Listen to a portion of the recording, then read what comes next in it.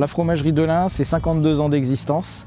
C'est une belle histoire familiale qui se poursuit en partenariat avec nos producteurs de lait qui nous sont fidèles et tous ceux qui veulent nous rejoindre, car on est vraiment dans une dynamique et des marchés porteurs sur des produits authentiques comme le Brillat Savarin, mais aussi le Côte d'Or, dont vous voyez la fabrication, ou notre lait 100% Côte d'Or dans la lignée du lait Bourgogne-Franche-Comté, car que ce soit pour faire des yaourts, du fromage ou même un lait 100% Côte d'Or, le travail du producteur est le même au départ.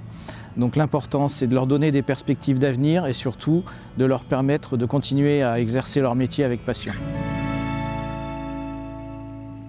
Philippe Delin, bonsoir. Bonsoir à tous. On l'a vu tout à l'heure, enfin vous l'avez vu, vous qui êtes rentré dans cette salle, plein de briques de lait à l'entrée, la brique 100% Côte d'Or, une complémentarité avec le département. Oui, tout à fait. Après avoir lancé il y a 2 ans le fromage 100% Côte d'Or, en voulant toujours rémunérer nos producteurs de lait sur justement la valorisation du lait, on avait sorti le lait Bourgogne-Franche-Comté il y a 2 ans et voyant que les régions administratives, on n'est plus jamais dans nos régions administratives, on a voulu départementaliser, aller au plus près du producteur au consommateur en sortant ce lait Côte d'Or. Qui va, alors il est en retard parce qu'on l'a sorti à la chambre au salon de l'agriculture en février et le Covid en a voulu aussi que les cartons, les suremballages arrivent cette semaine et donc dès début mai on pourra avoir ce lait Côte d'Or dans la distribution côte d'Orienne.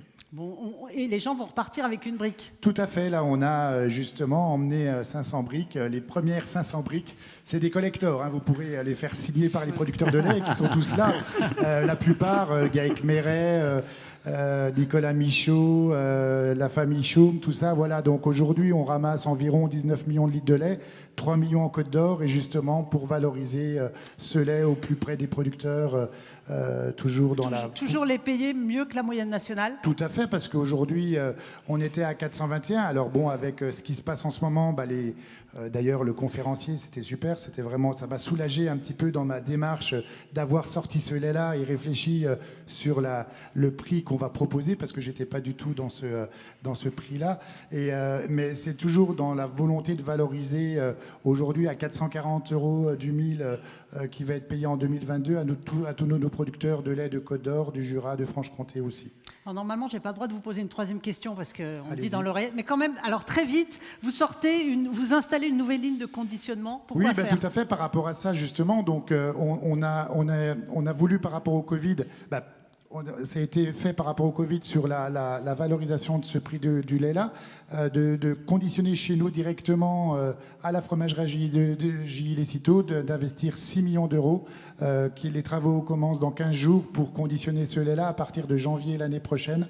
Et donc, comme ça, on va tout conditionner, ce lait-là en briques, pour que ça soit encore beaucoup plus, le bilan carbone soit encore beaucoup plus élevé et que justement ça soit complètement un produit local. Bravo Philippe Delin, je vous laisse, on peut l'applaudir.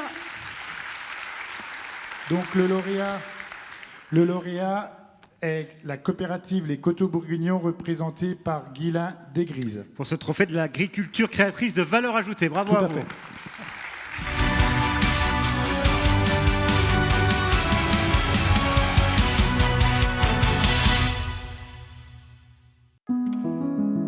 La coopérative des Coteaux Bourguignons est basée à Nuits-Saint-Georges. Elle regroupe une 50aine d'agriculteurs. On est spécialisé en cassis. Le bourgeon, lui, est utilisé principalement en parfumerie pour la partie conventionnelle et en gémothérapie pour la partie bio. Le fruit, on est plus habitué, c'est principalement la licoristerie. On a voulu diversifier les débouchés. Donc on a déjà créé le poivre de cassis il y a une dizaine d'années. Notre dernière diversification de la coopérative, c'est la feuille de cassis séchée pour les tisanes. Le but, c'est principalement de ne pas être tout axé sur un seul marché avec ses hauts et ses bas. Guylain Desgrises, félicitations.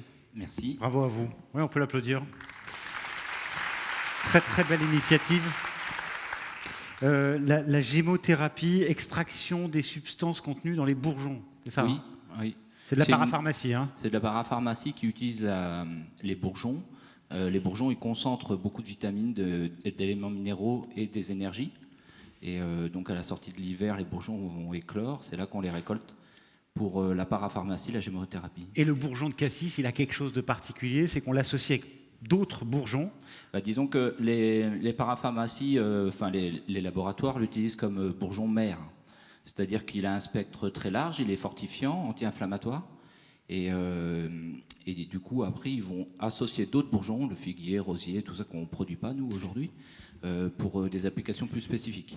En tout cas, vous avez su vous diversifier, vous avez su innover, comme on disait tout à l'heure, un petit peu pas avoir tous vos œufs dans le même panier.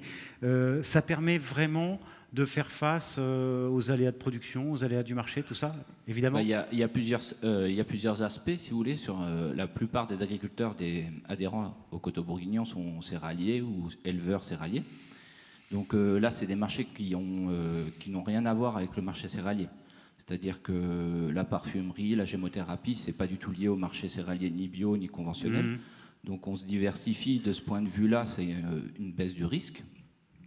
Et ensuite, d'un point de vue météorologique, eh bien, on n'est pas sur les mêmes cycles que la céréale. Donc on se diversifie encore.